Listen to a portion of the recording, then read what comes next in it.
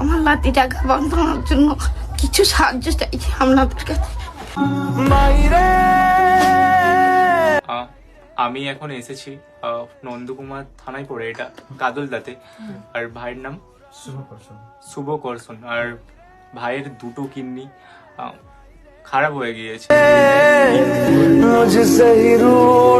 4 মাস থেকে ছেলেটা মানে জ্বর হয়ে মানে ফুলে গোটা শরীর সর্বশরীর ফুলে গিয়েছিল।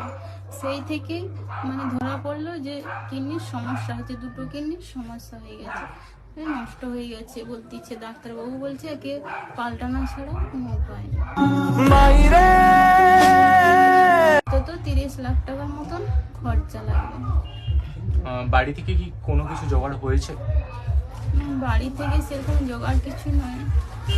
সোশ্যাল মিডিয়ায় 30 লাখ টাকা কোনো বড় ব্যাপার নয়, কারণ আমরা দেখেছি অস্মিকা বোন প্রায় 16 কোটি টাকা জোগাড় করতে পেরেছি, সেখানে 30 লাখ টাকা কোনো বড় ব্যাপার নয়। তো আমি সবাইয়ের কাছে রিকোয়েস্ট করছি যে যাতে ভাই খুব তাড়াতাড়ি নিজের স্বাভাবিক জীবন ফিরে পায়, যে যতটা পারবে অন্তত দিয়ে সাহায্য করো। আমি সবার কাছে এটাই রিকোয়েস্ট করব।